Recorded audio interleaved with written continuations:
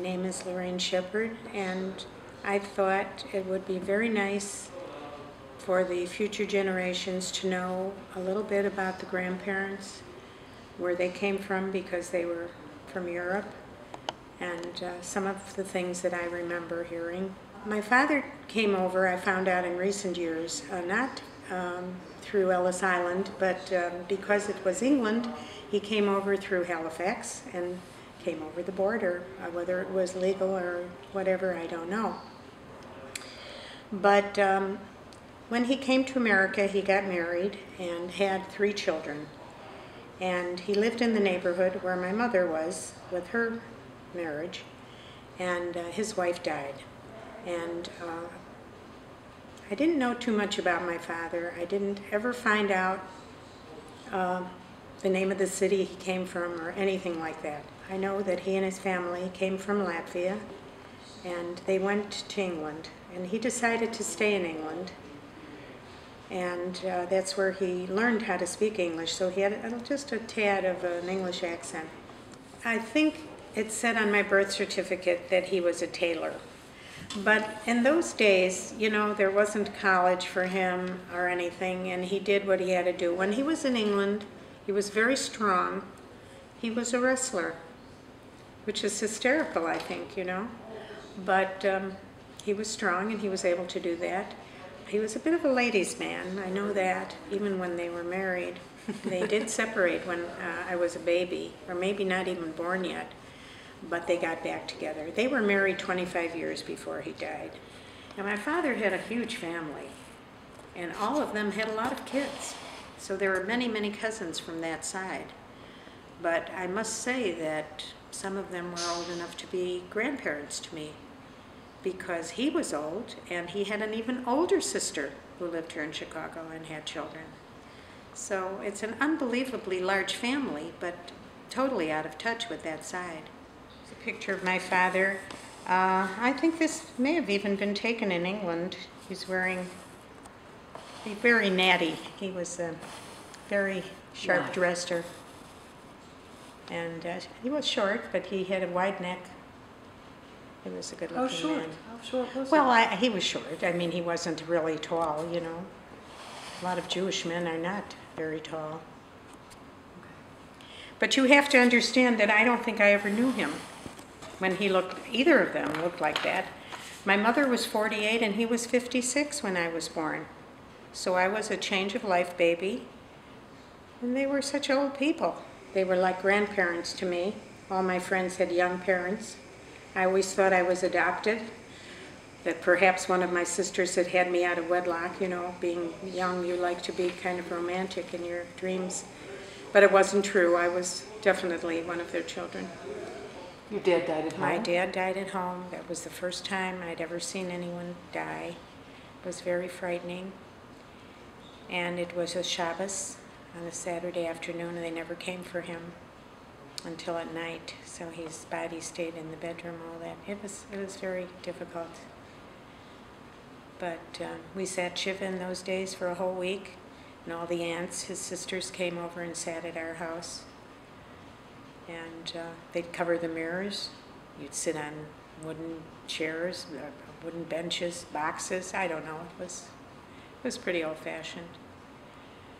But that was the way it was done. That was hard. It was a hard age. I was 13, and I think I was just going into high school. I was in high school. And it was during Christmas vacation, because he died on the 29th of December and was buried on New Year's Eve. Oh. So when I came back to school, I had one of those ribbons that are cut, and I remember my English teacher was Jewish, and she said to me, "What happened? Who died?" There were Jewish teachers, there were Jewish children. It was very friendly, and to grow up in that kind of environment, go to school in that kind of environment. But now I'd like to switch back to my mother. She came from Poland, an area called Galicia, and was referred to as the Galicianer. And she came from a very large family. There were 11 children, and she was the first daughter. And when she was 15, There were no Jewish people around for her to marry, so they thought it'd be best if she would go to America. And she had a brother living in New York, so that's where they sent her. She came in right before the turn of the century. My mother, when she came over, I think she used to be a babysitter or something because, you know, she didn't even know English. And she did go to schools, and she did know how to read, and she went to school in Europe. So she was not a dummy, you know, she really took to that. And when she came here, she went to the Jane Addams home or school, and that's where a lot of these immigrants went to learn how to read and write. When my mother was young and living here in the States and had this business and had a little money, she sent for a lot of her relatives. She sent for 2 sisters who wound up living in New York, and then she sent for 2 other sisters here in Chicago. When she sent for the last one, she had put a name on of one of her sisters, and when the papers came to their hometown, her sister was getting married and decided she didn't want to come. So my Aunt Pearl, who was the last one, came instead. And ultimately, this aunt who didn't come and the rest of the family, many of the family, perished in the Second World War and the Holocaust. But that's the way the ball bounces, you know. She lived in New York for a little while, and then she came to Chicago. And when she came here and got married and lived in this neighborhood where my father was, I knew that my mother lived in behind the store. It was a hardware store, and she had 6 children. My sister Helen was the eldest and the only girl, and she wound up taking care of the children all the time. And it was really hard for her, and when she did get married in later life, she had only 1 child. She had a daughter, and she said she'd taken care of kids all her life. That's all she wanted was one of her own, and that was the end. It was hard. They used to scrub wooden floors in the back on their hands and knees. It was a hard life. But anyway, my mother became widowed, and she and my father knew each other and decided to marry. He needed someone to take care of his children, and she needed someone to help her in the store. So I don't think it was a marriage made in heaven, but they got together, and after a while they had 3 more, and I am the last of the 3. But my mother held back. It was very hard.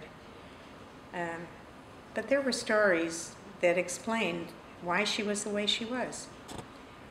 When she was young, her parents let her go out with the cows somewhere in the woods, because they lived in the woods somewhere in a small area, and she fell asleep, and at night she hears horseback riding, you know, coming at her near the road. And they were Cossacks, from the Russian Cossacks, that used to come into the villages and maybe bother the Jewish people in their ghettos. She just narrowly escaped being run over, you know. And I said to her once, how did your parents allow you? Didn't they worry where you were? You didn't come back because you fell asleep with the cows all night?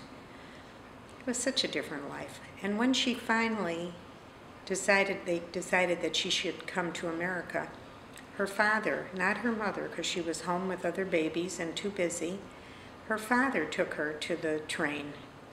And being religious Jews, a man does not touch a woman who could possibly be having her period, and they never discussed things like that. She was 15, but she still had never gotten her period. Nevertheless, when she left, he never embraced her, never kissed her goodbye. She never saw him again. How do you expect someone like that to be openly affectionate when they never had any?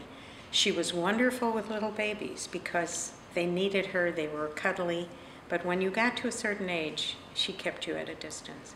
But on the other hand, my father was very affectionate, and he apparently gave me whatever I needed from her. But after he was gone, she and I were alone a lot, and I was very close to her. When she left her apartment and we all got married and went away, She moved as a boarder, as a roomer in someone else's home. And I had a car of my own, and I used to go get her. She'd call me up in the morning. Every day I spoke to her on the phone. She'd call me in the morning, and she would say, I have nothing to do today. I said, Ma, I'll come and get you. And it was good for me too, because she'd babysit and I was able to go out. But she was very close to the grandkids, to my children when they were little. And Randy, I think, was 3 when she died. And that was tough. I was very young.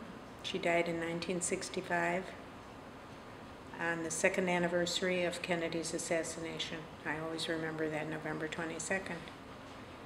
And for a long time, I want to go to the telephone and call her. I hear people say that when their parents die. They want to pick up the phone and call and tell them what's happening, and then all of a sudden you remember they're not there anymore. My father's children were Nate, then Bertie, then Molly. Their last name was Cohn. My mother was a Marks, and that wasn't her married name. That was her married name. Her name at birth was Greisman, and she had the one girl, Helen. Then came 5 boys: Milt, Jake, Izzy, Allie, and Georgie. And they got together with 9 children and lived together like that. It must have been madness. But they did have 3 more children. By that time, I think they had lost the store and they moved further west to the west side. They had Gertie, she was the first one, then Esther, and then me. We lived on the west side and had a very, very fun upbringing, and it was sort of a ghetto. And we lived in 3 different apartment buildings. And by the time I got to the last one, we stayed there a long time. And at the time, it was a great place to live. It was sort of a Jewish ghetto, but it was fine. We lived near a main street, and you'd walk up and down the street and meet all kinds of people you knew. We took streetcars or buses to the high school and walked home on a nice day. It was maybe 2 miles or more. Life was very simple. My mother would send me after school to the grocery store, and the grocery was next to the fish store, next to the meat store, then the bakery, and that was the way we lived. You'd stop in each store and get the little bit that you needed, and everything was fresh. And at night, we would play outside, and in the summertime, we would be allowed to stay out as long as we came home when it was dark. And we played a lot outside, and we lived in a neighborhood with many apartments, so we had a lot of friends and played games out on the street, kick the can and hide, relivio, all kinds of things like that, and we just had a wonderful time. And the high school that I went to was also very, very friendly. You sort of knew everybody that you passed in the halls, and it was probably the best time of my life, those years in high school. Very social, and made a lot of friends, many of whom I still have. And it was just fun growing up, stuff, you know. And there was very little Yiddish spoken in our home. My mother and father would speak to each other, but not enough for us to accept to learn a word here and there and their meanings. I could never speak sentences. So, though many people I knew young people would go to a Jewish theater and stuff, I could never do that because I didn't know what anyone was talking about. Now, when I was young, my mother sent me to Cheder, which was a Jewish school, not Hebrew. And I learned how to write my name, Leah, which was my Yiddish name, Leah Cohn, but I could not tell what the rabbi was saying because he only spoke in Yiddish. And after a while I quit because the frustration was unbelievable. So that was as far as I got. The house was what we call gliklach. It was always full of food in the kitchen being cooked. There were always friends staying over. or dropping in. It was always a full house, and it was wonderful, which is probably why it doesn't upset me when I have a house full of company, because I'm just used to that, and I've always loved it. And it was so different. You know, we all lived on the West Side, and you knew everybody's family. When they married into another family, you just got to know their parents and sisters and brothers and uncles and cousins. And our world, the family, was large and expansive, and it was wonderful. And we knew everybody. It's so different today. People are so much more isolated today, and it was just a wonderful way to grow up. I mean, my feelings of my childhood are very gay, very happy, and full of memories, fond memories. When the boys were younger, they worked, and they brought in money, and somehow or another, we always had enough money for food on the table. But we didn't have much else. And I had one of my brothers, my brother Jake, had a store, and I was 12 years old, and I went to work for him. And he let me stay there and be in charge when he'd go out to buy merchandise, which is so hard to believe that at the age of 12, I ran his store. I took cash, and I took care of all the customers. He paid me $5 for Saturday and $5 for Sunday. And out of that money, I bought my own clothes.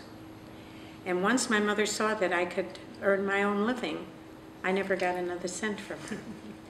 And then when I was 14, I went to work in a store selling clothing, because they kind of knew that you weren't 16, but they didn't care, and nobody kind of watched them.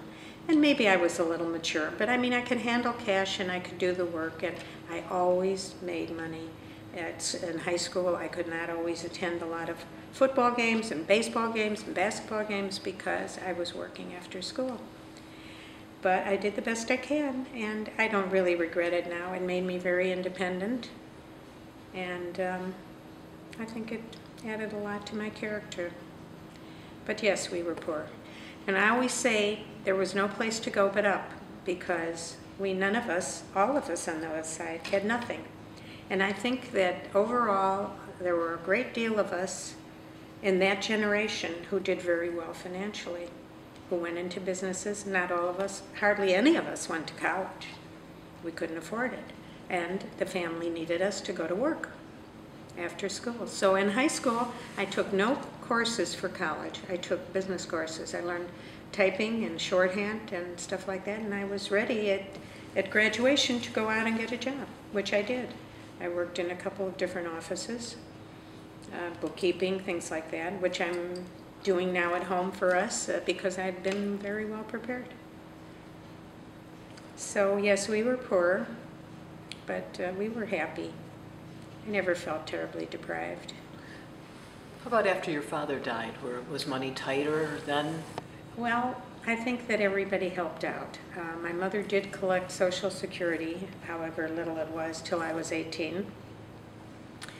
And I worked. And the boys, there were two of my brothers who married late, and they lived at home. So in the apartment that we had, which was a very long apartment with a sun parlor in the front and a sleeping porch in the back and 3 bedrooms and 1 bathroom that we all shared. And they worked and they brought in money. They gave my mother money. There was just never a lot, but I never felt that we were that poor. We always had food to eat. So that part was important. And I bought my own clothes. That was the way it was. Never felt sorry for myself. Did you make clothes for yourself too? No. I learned to knit when I was a kid, but I never really accomplished very much till I got to be a grown-up. We did have a sewing machine that belonged to my mother or father, both. And it had a treadle, and when you spun the wheel, you took your foot and you pedaled it, treadled it, and that's what made the stitches. And one day things became more modern, and they were taking these old sewing machines and making them into electric by putting on some wires, and you used your knee to push against it to make it go. And I said to my mother, if I pay to have this machine modernized, when I get married, can I take it with me? She said, sure. So that was my first sewing machine. And I learned how to sew because both of them could sew, and they sort of showed me, and that was it. And of course, in school, in grammar school, I think you took a course where you learned how to make, maybe you made a mitt for the oven or some little thing like that. And I learned. But not all of, like Esther and Gertie were not at all that handy. Gertie a little, Esther terrible. I tried to teach her how to knit so many times, and she never could do it. My sister Esther was always made to schlep me along wherever she went. My mother would say, take Lorraine, take Lorraine.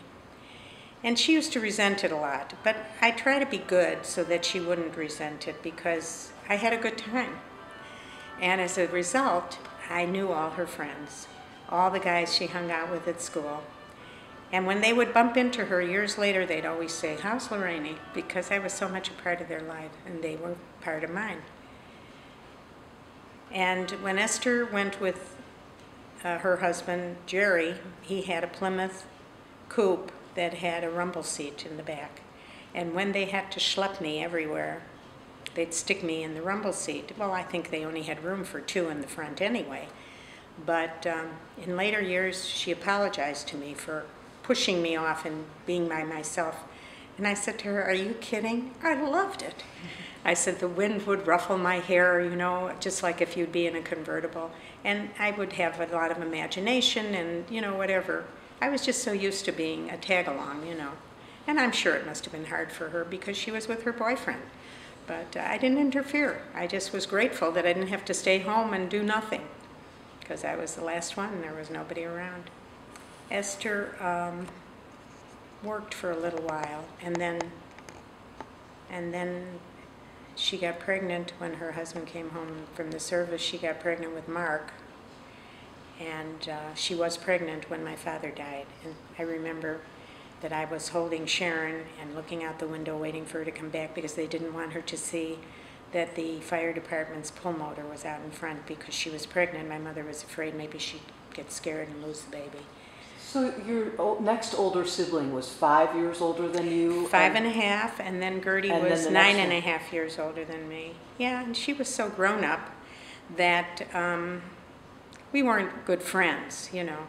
But there were things, I have some stories to tell about her that were part of my childhood. When she and her girlfriend took me out one day for lunch downtown to a nice little restaurant. It was a treat, and they smoked cigarettes. And they made me promise not to tell because they must have been, maybe I was 5, she was 15. And it was a secret that I kept, always kept. And I was so proud of myself because I never told. And she was like an aunt to me, or, you know, one of those kind of sisters that you're not chummy with, but that does nice things for you. She would bring me a Valentine money made of chocolate with my name on it or something, you know, and it was just a really nice treat.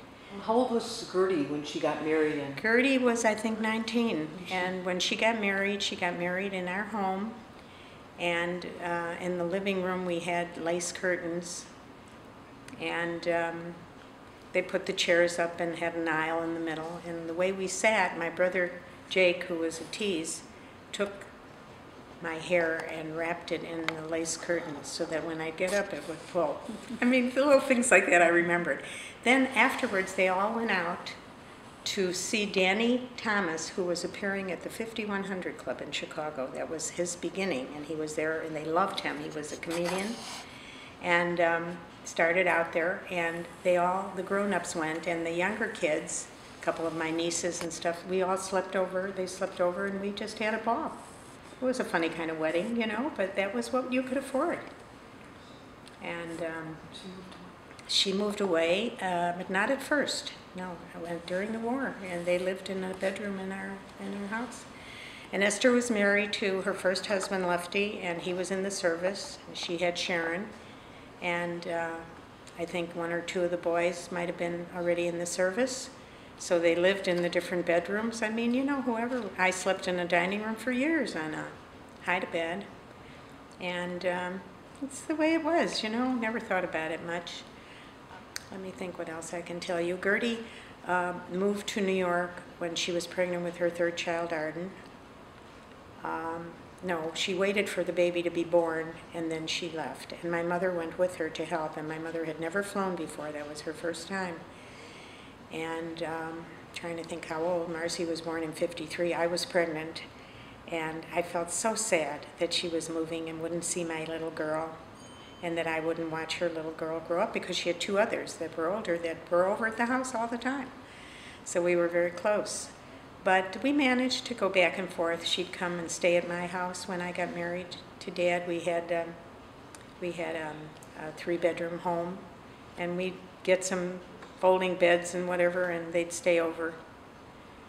And we remained in contact for years, and I still talk to her kids and see them when I can.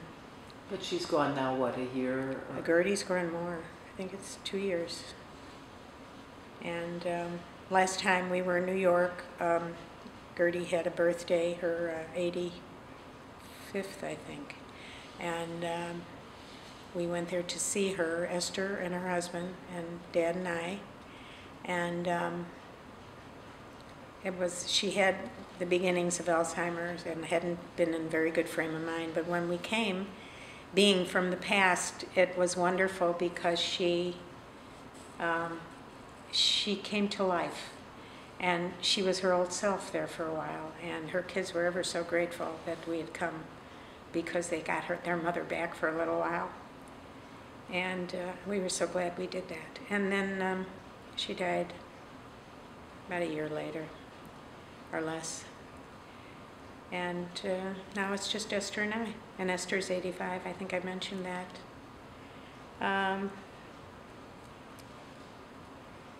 But it's hard to, when I tell people how big a family I come from, they're always so surprised, because people didn't have that many children anymore. And it's like I was raised with a different generation than my friends, because they came from families that married after the Depression. They only wanted 1 or 2 children. They lived in small apartments. And years ago, after I had met up again with my friends from grammar school, they came over to the house, and we all knew each other's mothers, of course. We had a club, and we used to meet all the time. And we all confessed about feelings that we had, and I said how jealous I was, because they had small apartments and their own bedroom or something, you know. And they said, oh, we used to love to come to your house. It was always so many people there and so much fun. And you know, you always envy what you don't have, and you don't realize how good off you were. They wish that they could have had what I had, and I wanted what they had, naturally. So that was enlightening. That was fun.